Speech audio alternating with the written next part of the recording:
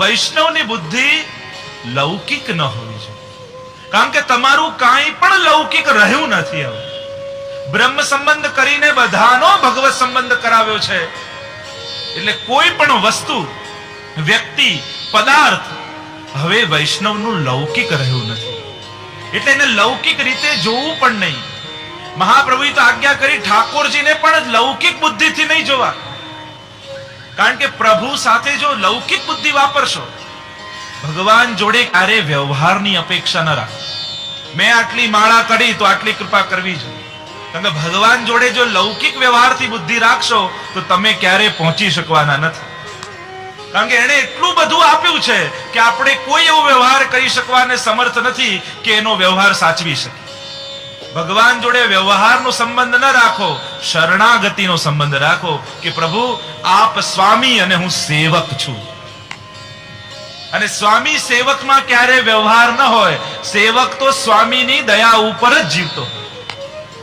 અને એટલે સાવધાન રાખજો, ક્યારે વ્યવહાર બુદ્ધિ ભગવાન સાથે ન રાખજો. મેં આટલી માળા કરી તોય ભગવાનને કૃપા ન કરી, હું આટલા પાઠ કરતો તો, હું રોજ મંગળાએ જતો હતો તોય ઠાકોરજી મને આટલું આ પાસ ન કરાવી આપ્યું બિઝનેસ, યા આટલું મારું કામ ન કરાવી આપ્યું.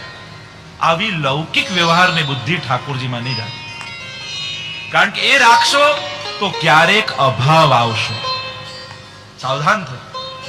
અભાવ આવવામાં કારણ આપણી જ મનોવૃત્તિઓ હોય છે, કારણ કે જેની સાથે લૌકિક વ્યવહાર નથી વિચારવાનો, એની સાથે જો લૌકિક વિચારશો તો અભાવ એક દિવસ જરૂર આવશે. અભાવમાં ભગવાનની અકૃપા નથી, આપણી જ મનોવૃત્તિ રહેલી છે કે જે વિચાર નહોતો કરવાનો એ વિચાર ઠાકોરજી આગળ કરે. સાવધાન, આ જ કલિયુગનો પ્રભાવ છે. બહિર્મુખતા એ કલિયુગનું લક્ષણ છે. પ્રભુમાં દોષ બુદ્ધિ એ કલિયુગનું લક્ષણ છે. કલિયુગ એટલે ક્લેશ. અલૌકિક કરતા પણ મનમાં ક્લેશ રહે, આ કલિયુગનું લક્ષણ. આટલી સેવા કરીએ છીએ તોય લોકો અમને હેરાન કરે ને હવે તો સેવા જ નથી કરી. જાઓ, ઘણા લોકોને મેં જોયા છે, સારા લોકોને જે સારી સંસ્થાઓમાંથી, મંદિરમાંથી, મંડળીઓમાંથી આ રીતે છોડીને જતા રહે છે. ઘણી વાર આવું થાય. આ કેમ છે? કારણ કે આપણી જ કોઈક અપેક્ષા આપણને નડી. અપેક્ષા સાથે, વ્યવહાર બુદ્ધિ સાથે સેવા કરશો તો ક્યારેક સેવા છોડવાનો વારો આવશે. એટલે બહુ સાવધાન થાઓ. સેવા મળી એ જ સૌભાગ્ય છે, એનાથી વધારેનું ન વિચારો. અને એક બીજી વસ્તુ પણ કહું, કોઈ સાધારણ વ્યક્તિના કહેવાથી સેવા છોડીને જવું પણ નહીં. હવે એનામાં ક્યાં બુદ્ધિ છે? એને તમારી નિંદા કરી કે આ તો અમને લાભ નથી લેવા દેતા, કઈ પણ નિંદા કરી તમારી. હવે તો સાધારણ વ્યક્તિ છે, એવા મંદમતી વ્યક્તિના કહેવાથી આપણે આપણો લાભ શું કરવા છોડી?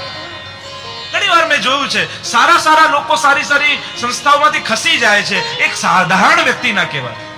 હવે ખરેખર એના કહેવાનું કોઈ કિંમત નથી જેની, કે તો બોલે કે ના બોલે એનું કોઈ મહત્વ નથી. અને આપણે લોકો એક સાધારણ વ્યક્તિના કહેવાથી આટલો મોટો લાભ છોડીને જતા રહીએ. અને જતા રહીએ તો નુકસાન કોને થયું? એ કહેનારને કે છોડી જનાર?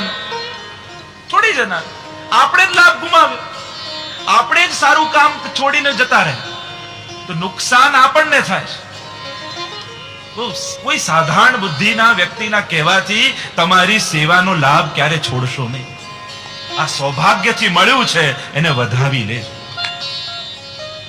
તો કલિજન તરવા નહીં અવર ઉપાય, કલિયુગ में सब धर्म के द्वारे रोके आए, श्री वल्लभ खिड़की प्रेम की निकस जाए सो जाए. કલિયુગમાં જ્યારે બધા ધર્મોના દ્વાર બંધ થઈ ગયા ત્યારે વલ્લભના નામ રૂપી એક બારી ખિડકી ખુલ્લી છે, અને એમાંથી જે નીકળી ગયો એ ભવપાર ઉતરી જશે.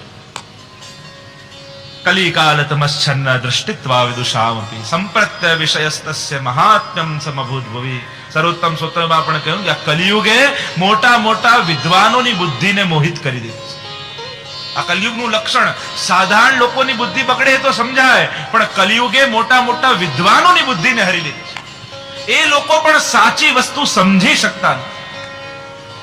તો આવા સમયે એક જ વલ્લભનો આશ્રય જ તારી શકે એમ છે. કલિજન તરવા નહીં અવર ઉપાય. જેની વેદની ઋચાઓ પણ જેનું ગાન કરી રહી છે એ યજ્ઞ પુરુષ સાક્ષાત શ્રી વલ્લભ છે. કારણ કે જ્યારે યજ્ઞ નારાયણ ભટ્ટ, મૂળ પુરુષ જો તમે વાંચો દ્વારકેશજીનું રચિત, યજ્ઞ નારાયણ ભટ્ટ સોમયજ્ઞ કરી રહ્યા હતા અને જ્યાં સ્વાહા કરીને આહુતિ આપી યજ્ઞ કુંડમાં, ત્યાં જ સ્વયં મદન મોહનલાલજી પ્રગટ થઈ ગયા, જે કામવનમાં સપ્તમ નિધિ સ્વરૂપે બિરાજે છે. અને એમણે આજ્ઞા કરી કે તમારા કુળમાં જ્યારે 100 સોમયજ્ઞ થશે ત્યારે હું સ્વયં અવતાર ધારણ કરીશ. તો એ યજ્ઞ કુંડમાંથી પ્રગટ થયેલા પ્રભુની આજ્ઞા અને લક્ષ્મણ ભટ્ટજીએ જ્યાં 100 સોમયજ્ઞ પૂર્ણ કર્યા ત્યારે સ્વપ્નમાં ઠાકોરજી એમને જતાવ્યું કે હવે હું તમારે ત્યાં પ્રાગટ્ય લેવાનું છે. અને એ જ પ્રભુ લક્ષ્મણ ભટ્ટજીને ત્યાં મહાપ્રભુજી સ્વરૂપે પધાર્યા છે.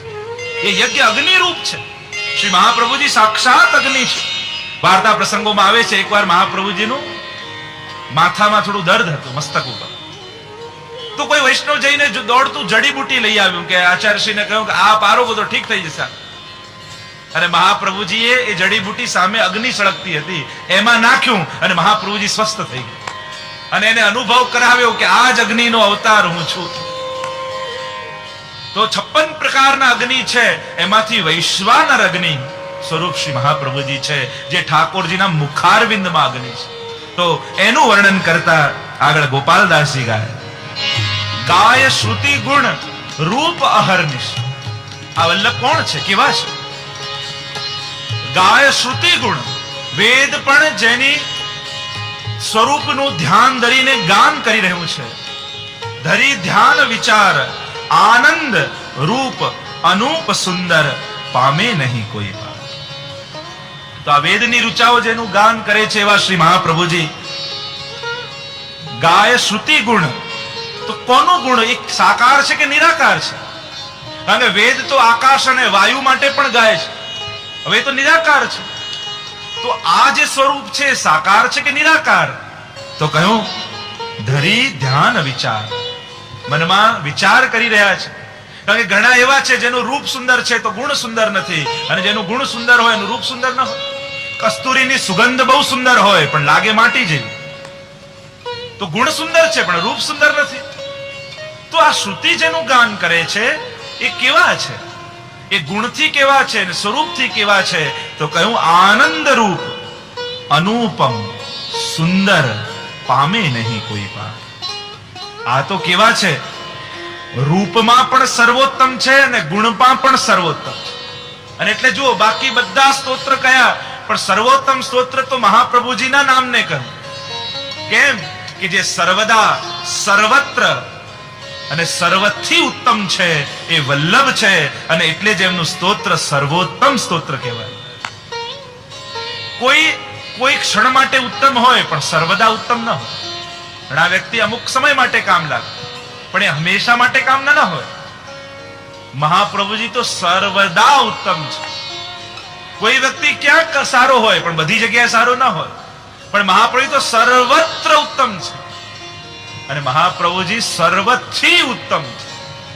બધા કરતા, બધા આચાર્યો કરતા શ્રેષ્ઠ સર્વોત્તમ છે. એમ મહાપ્રભુજી આનંદ રૂપ છે.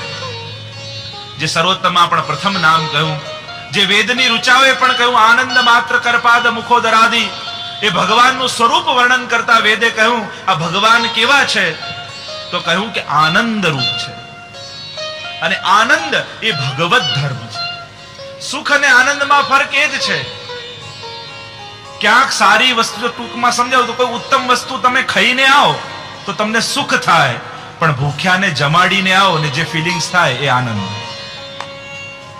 એનો ફિલિંગ્સ જ જુદા હોય. કોઈને કે જ્યારે પણ તમે આત્મધર્મ કરો છો ત્યારે હૃદયમાં કોઈ જુદા ભાવો પેદા થાય છે, અને એ છે આનંદ, જે આત્મધર્મમાંથી પેદા થાય.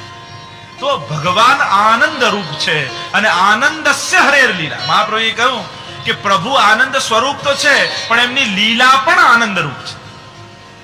ભગવાન કોઈને વાલ કરે કે વધ કરે, બંનેમાં સામેવાળાને તો આનંદ જ આવે છે. અને આનંદ રૂપ લીલા છે. ક્યાંય કંસનો વધ કર્યો તો એને દુઃખ નથી થયું, એને તો પરમાનંદનો જ અનુભવ થયો.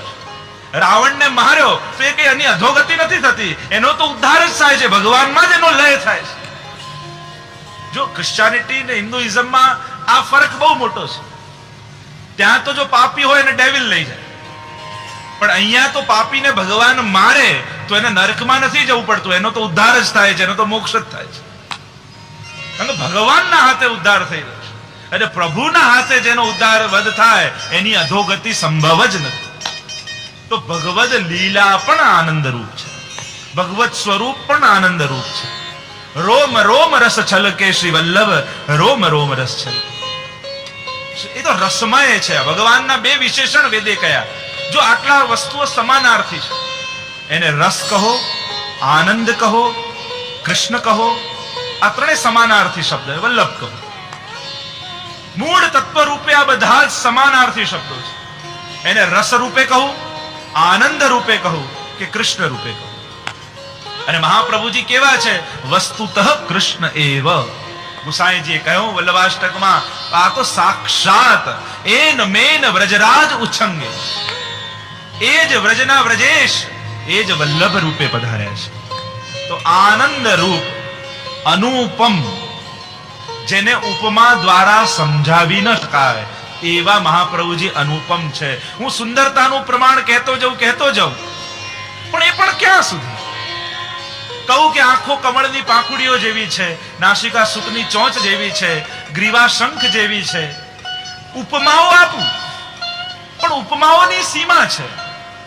અપ્રાકૃતા અખિલા કલ્પભૂષિત સહજસ્મિત સહજ સુંદર. મહાપ્રભુનું નામ છે સહજ સુંદર છે.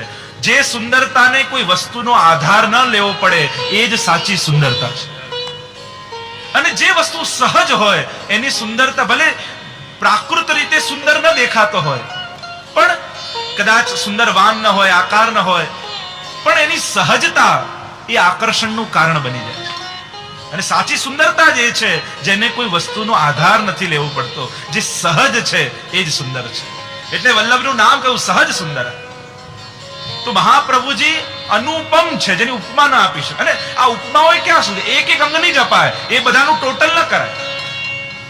કોઈ વ્યક્તિનું ચિત્ર બનાવો ઉત્તમ ઉત્તમ ઉપમા દ્વારા, એની આંખો કમળની પાંખુડી જેવી જ પેઇન્ટ કરો. તમે આપણે એક ચિત્ર બનાવ્યું, એની નાસિકા શુકની ચાંચ જેવી બનાવો, એના અધર બિંબાફળ જેવા બનાવો, એક્ઝેક્ટ બિંબાફળ જેવા, તો એવો આકાર બનશે કે જો નહીં ગમે. તમે એક્ઝેક્ટ એ જે ઉપમાઓ છે એવું ડ્રોઈંગ કરતા જાઓ તો એવો આકાર બનશે કે એમ કોઈ મેળ જ નહીં પડે. તો આ બધી ઉપમાઓ છે એ તો એક એક અંગ માટે છે. એ એટલો અંગનો જ વિચાર કરાય, એનો આખો શ્રીઅંગ ન સિદ્ધ થાય. તો મહાપ્રભુજી તો અનુપમ છે, જે ઉપમાઓની એ પર છે. અતિ મોહન, મહાપ્રભુજીનું નામ છે સર્વોત્તમ, અતિ મોહન. ભગવાન બધાને આકર્ષિત કરે, કરશતી ઇતિ કૃષ્ણ, પણ જે કૃષ્ણને પણ આકર્ષિત કરી લે એવા શ્રી વલ્લભ છે. પ્રસંગ આવે છે કે મહાપ્રભુજી મથુરાની બજારમાંથી પધારી રહ્યા હતા, અને ત્યાં એક ભગવત સ્વરૂપની દુકાન હતી વેચવા માટે. અનેક સ્વરૂપો ત્યાં હતા, અને મહાપ્રભુજી ત્યાંથી પસાર થયા, અને આ બધા સ્વરૂપો પર દ્રષ્ટિ પડી. બધા સ્વરૂપો મહાપ્રભુના સ્વરૂપમાં મોહિત થઈ ગયા, અને મથુરાની બજારમાં મહાપ્રભુજીની પાછળ પાછળ બધા ચાલવા લાગ્યા. બધા જોઈને ચકિત થઈ ગયા કે આ શું થઈ રહ્યું. તો વિશ્વને મોહિત કરે કરશતી તે કૃષ્ણ, અને કૃષ્ણને જે પણ આકર્ષિત કરી લે એ શ્રી વલ્લભ છે. ઠાકોરજી તો પ્રભુ છે, વલ્લભ તો મહાપ્રભુ છે. વાર્તા સાહિત્યમાં તમને ઘણા એવા પ્રસંગ મળશે જ્યાં મહાપ્રભુજીએ ઠાકોરજી સ્વરૂપે દર્શન આપ્યા, ઘણા બધા એવા પ્રસંગ. પણ એકે પ્રસંગ એવો નહીં મળે કે ઠાકોરજીએ મહાપ્રભુજી સ્વરૂપે દર્શન આપ્યું. કારણ પ્રભુ તો પ્રભુ છે, એ વલ્લભનું ઠાકોરજી નું સ્વરૂપ મહાપ્રભુજી લઈ શકે છે, પણ પ્રભુમાં પણ એટલું સામર્થ્ય નથી કે મહાપ્રભુજી નું સ્વરૂપ લઈ શકે. એટલે પેલા પ્રભુ અને આ શ્રી મહાપ્રભુ, એટલે વલ્લભાચાર્યજીને મહાપ્રભુ કહે. આનંદ રૂપ અનુપમ સુંદર, એ તો અનુપમ છે.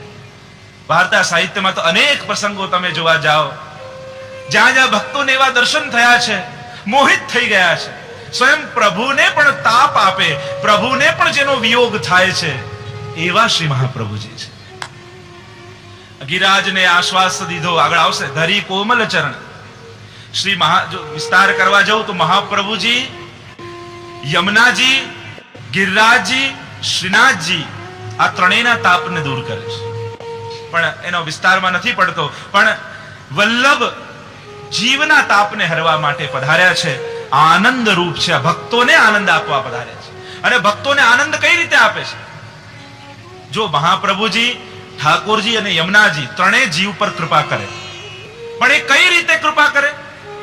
યમુનાષ્ટકની ટીકામાં આવ્યું, ભગવાન વિરહમ દત્વા ભાવ વૃદ્ધિમ કરોતિ તથૈવ યમુના સ્વામી સ્મરણાત સ્વીય દર્શનાદ અસ્માદ આચાર્ય વર્યાસ્તુ બ્રહ્મ સંબંધ કરણાત તાપ ક્લેશ પ્રદાનેન નિજાનામ ભાવવર્ધકાહ.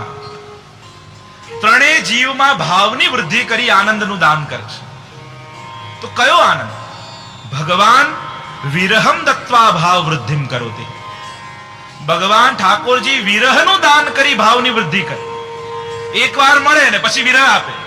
લઘુ રાસમાં ગોપીજનો સાથે રાસ કર્યો ને પછી અંતર ધ્યાન થઈ ગયું. કારણ ભાવની વૃદ્ધિ કરી છે. યમુનાજી સ્વામી સ્મરણાત સ્વીય દર્શનાત. યમુનાજીનું તમે આરાધન કરો તો યમુનાજી તમને પોતાનો અનુભવ યમુનાજી કરાવે. સ્વપ્નમાં યા કોઈ પણ રીતે યમુનાજી પોતાના દર્શન આપે અને પોતાનું દર્શન આપી ઠાકોરજીમાં પ્રેમ સંપાદન કરે, પ્રભુની સુધી કરાવે. અને મહાપ્રભુજી બ્રહ્મ સંબંધ કારણાત તાપ ક્લેશ પ્રદાનેન નિજાનામ ભાવવર્ધકાહ. મહાપ્રભુજી બ્રહ્મ સંબંધ કરાવી તાપ ક્લેશનો આનંદનું દાન કરે છે. કયો આનંદ? તાપ ક્લેશનો આનંદ. હૃદયમાં પોતાના મૂળ સ્વરૂપની સ્મૃતિ કરાવી અને હૃદયમાં તાપ પ્રગટ કરે.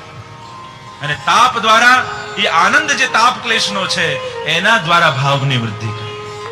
તો આનંદ રૂપ અનુપમ સુંદર પામે નહીં કોઈ પાર. એ તો અનુપમ સુંદર છે. સુંદરતા તો સુંદરદાસની વાર્તા આવે છે ને. સુંદરદાસ સુંદરતા કેવલ મહાપ્રભુજીમાં જોતા. વિશ્વના કોઈ પણ પદાર્થમાં એમને સૌંદર્ય દેખાતું નહીં. એમને સૌંદર્ય તો કેવલ વલ્લભમાં દેખાતું. અને વખાણ કરે, પ્રશંસા કરે તો કેવલ વલ્લભના, બાકી કોઈ પદાર્થમાં એમને આકર્ષણ નહીં. એકવાર આ સુંદરદાસ મહાપ્રસાદ લેવા બેઠા. સુંદર મહાપ્રસાદ સામે પડ્યો હતો અને મહાપ્રસાદ લેતા હતા એટલામાં કોઈ વૈષ્ણવે પૂછ્યું, કેમ લાગ્યું? અને સુંદરદાસ બોલ્યા, બહુ સુંદર, અતિ સુંદર, બહુ સુંદર. અને પેલા વૈષ્ણવે કહ્યું કે તમે ક્યારેય કોઈ વસ્તુના વખાણ કરતા નથી અને આજે મેં પૂછ્યું મહાપ્રસાદ કેવો લાગ્યો, તમે કહો બહુ સુંદર? અને એકદમ ચોંકીને જાગ્યા. કયો મહાપ્રસાદ? તમે શેની વાત કરો છો? સુંદરદાસ કે તમે પૂછ્યું કેવું લાગ્યું તો હું તો મારું ધ્યાન તો કૃષ્ણદેવરાયની સભામાં હતું કે ત્યાં મહાપ્રભુજી સોનાના સિંહાસન પર બિરાજેલા છે, બધા બ્રાહ્મણો આસેપાસ ઊભા છે અને 100 મણ સુવર્ણથી શ્રી મહાપ્રભુજીનું કડકાભિષેક થઈ રહ્યો છે અને તમે પૂછ્યું કેમ લાગ્યું? મેં કહું બહુ સુંદર, અતિ સુંદર. અને એ સુંદરતાનો મને અનુભવ થતો હતો. તમે મહાપ્રસાદ સમજ્યા પણ હું તો શ્રી વલ્લભના દર્શન કરતો. આપણે પણ જ્યારે કડકાભિષેક કર્યો કેવો આનંદ આવ્યો. મહાપ્રભુજી કેવા સુંદર લાગતા હતા. સુંદરદાસ એ સુંદરતાનો અનુભવ. તો ગોપાલદાસજી આમ સુંદરતાનો અનુભવ કરી આગળ ગાન કરતા બોલ્યા, પ્રાણપતિ પ્રાગટ્ય કારણ કાંઈક કહું મતિ મંદ, હરસુર વિધાતા નવ લહે સાક્ષાત બ્રહ્માનંદ. લૌકિકનો પોષણ કરે એ પતિ, પણ પ્રાણોનું જે પોષણ કરે એ પ્રાણપતિ. લૌકિકનું પોષણ કરનાર તો લૌકિક પતિ છે, પણ એ નિર્ભય નથી બનાવી શકતો. એ આત્માને સંતુષ્ટ નથી કરી શકતો. તો જે આત્માને પોષે એ પ્રાણપતિ કહેવાય.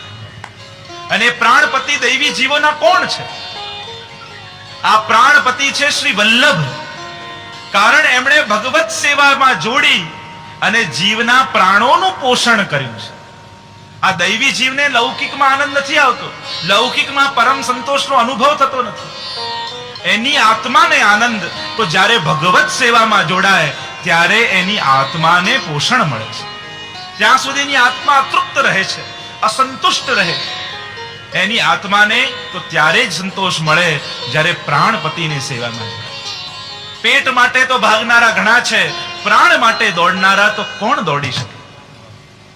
અને જે પ્રાણ માટે દોડે છે એ પ્રાણપતિ માટે દોડે. પેલું હમણાં મેં કંઈક સાંભળ્યું હતું કે શિકારી હતો, એને 2 કૂતરા પાડેલા અને 2 કૂતરાને દરરોજ ખવડાવે અને ટ્રેન કરે, એક વસ્તુ માટે પકડવા માટે દોડે એને શીખવાડે. એવા ટ્રેન કરેલા બંને કૂતરાઓને. અને શિકારી એકવાર જંગલમાં ગયો. એટલામાં દૂરથી એક હરણ ભાગતું દેખાયું અને શિકારીએ કહ્યું બંને કૂતરાઓને દોડાવ્યા, જા દોડો અને પકડો એને. ભગાવ્યા બંને. અને બંને કૂતરાઓ હરણફાળ ભરતા ભરતા હરણની પાછળ ને હરણ દોડતો જાય દોડતો જાય દોડતો જાય. છલાંગો મારી મારીને હરણ આગળ દોડ્યો. કૂતરાઓ કેટલી પાછળ ગયા અને અડધો કલાક થઈ ગયો. શિકારી પ્રતીક્ષા કરતો હતો હમણાં હરણને પકડીને લાવશે, પણ બંને કૂતરાઓ ખાલી હાથ પાછા. અને જ્યાં ખાલી હાથ પાછા આવ્યા અને શિકારી અને હંટરો મારવા લાગ્યો. હું તમને આટલું ખવડાવું છું ને તમે પકડી નથી શકતા, મારવા લાગ્યો. ત્યારે કૂતરાઓએ કહ્યું કે માલિક, અમે એને ક્યારે પકડી શકવાના નથી. શિકારી કહ્યું પણ કેમ? કૂતરાઓએ કહ્યું કે હરણ પ્રાણ માટે દોડતું હતું અને અમે પેટ માટે દોડતા હતા. તો જે પેટ માટે દોડે એ પ્રાણ માટે દોડતો હોય ને ક્યારે પકડી શકવાનો નથી. તો પેટ માટે તો આખી દુનિયા ભાગે છે, પણ જે પ્રાણ માટે ભાગે છે એ જ પામી જાય છે. અને વૈષ્ણવનો પ્રાણ એ આ વલ્લભ છે, વલ્લભના ચરણ છે. વલ્લભના યાહી મેં ગોકુલ સબનતે શ્રી વલ્લભ નામ ભલો, યાહી મેં ગોકુલ યાહી મેં યમુના યાહી મેં બ્રજ મંડલો સબનતે શ્રી વલ્લભ નામ ભલો. આ ભગવદીઓ અને હરિરાયજી તો કહે છે મારે ક્યાંય તીર્થે જવાની જરૂર નથી, કારણ વલ્લભના ચરણોમાં મને એવો અનુરાગ છે. અને એ અનુરાગ મને તો વલ્લભમાં જ યમુનાજી, વલ્લભમાં જ વ્રજમંડલ, વલ્લભના શ્રીઅંગમાં જ ગોકુલના દર્શન, બધું મારું તો આમાં જ આવી જાય. જે વૈષ્ણવ થયા પછી પણ ભગવત સેવામાં લાભ નથી લેતો, તો દેવતાઓ પણ એને ધિક્કાર કહે છે કે તું વૈષ્ણવના ઘરે તને જન્મ મળ્યો છતાંય આ સુખ તું ચૂકી ગયો, તું અભાગ્યો છું કે આટલું સૌભાગ્ય તને મળ્યું છતાંય તને લાભ લેતા ના આવ્યો. તો હર સુર વિધાતા નવ લહે સાક્ષાત બ્રહ્માનંદ. તે ભજનાનંદ જેને સ્વરૂપાનંદ કહીએ એનો મોટા મોટા દેવતાઓને લાભ નથી મળતો. એવા શ્રી વલ્લભ અને એમના પ્રાગટ્યનું મારે કારણે કહેવાનું છે. એમ કહેતા આગળ ગોપાલદાસજી ગાન કરવા લાગ્યા. શ્રી વૃંદાવન ચંદ્ર મુખ રુચિ અગ્નિ તે અવતાર, દ્વિજ તિલક ત્રિભુવન નામ નિરૂપમ રૂપ અંગીકાર. આપ શેનો અવતાર છો?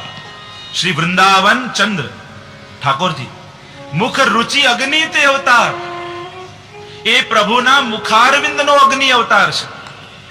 જીવનલાલજીએ ટીકામાં અનેક અનેક અર્થો કર્યા. શ્રી વૃંદા એટલે વૃંદ અને અવન.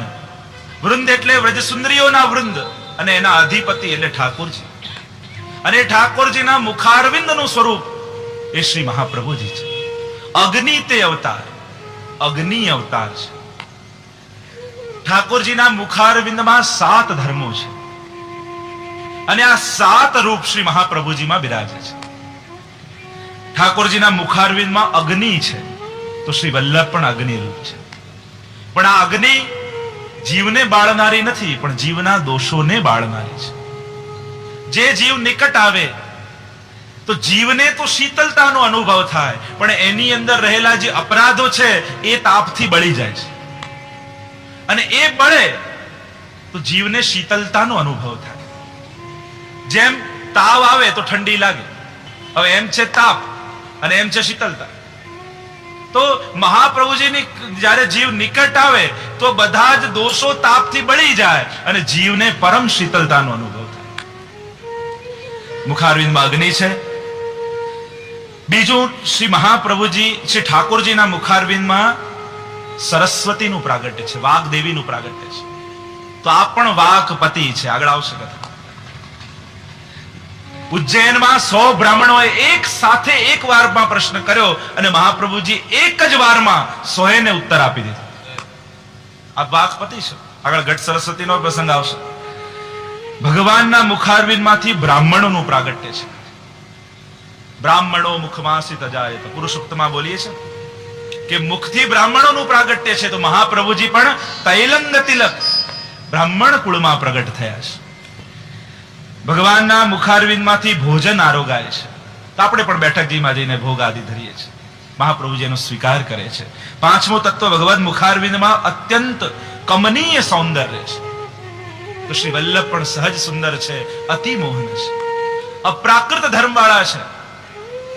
ભગવદ મુખારવિંદમાં વેદોનું પ્રાગટ્ય છે. તો આપ પણ વેદ પારગ છે. સર્વોત્તમમાં કહ્યું વેદ પારગ, વેદને જાણનાર આપ છે. અને સાતમું ભગવદ મુખારવિંદમાં અધરામૃત છે.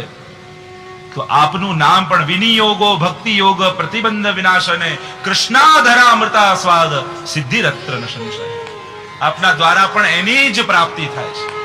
તો આમ સાત ધર્મ, સાત લક્ષણ જે ભગવત મુખારવિંદમાં છે એ જ લક્ષણ શ્રી વલ્લભમાં બિરાજે છે. અને એટલે કહ્યું શ્રી વૃંદાવન ચંદ્ર મુખરુચિ અગ્નિ તે અવતાર.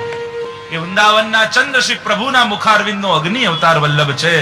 દ્વિજ તિલક ત્રિભુવન નામ નિરૂપમ રૂપ અંગીકાર. તો આમ દ્વિજ તિલક બ્રાહ્મણોના તિલક રૂપ આપ ત્રિભુવનમાં આપનું નામ અનુપમ છે અને એવું રૂપ આપે અંગીકાર કર્યું. સન મનુષ્યાકૃતિ, મહાપ્રભુનું નામ સર્વોત્તમ સ્તોત્રમાં મનુષ્ય આકારે આપ છો, પણ મનુષ્ય જેવો દેહ આપનો નથી. આપણો જેવો હાડ માંસ રુધિરનો દેહ છે એવો શ્રી વલ્લભનો લૌકિક દેહ નથી. એ તો અલૌકિક રસથી ભરેલો દેહ છે. વૃંદાવન સંપત્તિ અંગ અંગે, એ તો ભગવદ લીલામય દેહ છે. તો પ્રાકૃત જેવો દેહ વલ્લભનો નથી, પણ અપ્રાકૃત છે કે જેને લૌકિક ધર્મો બાધા નથી કરતા એવો આપનો અલૌકિક દેહ છે.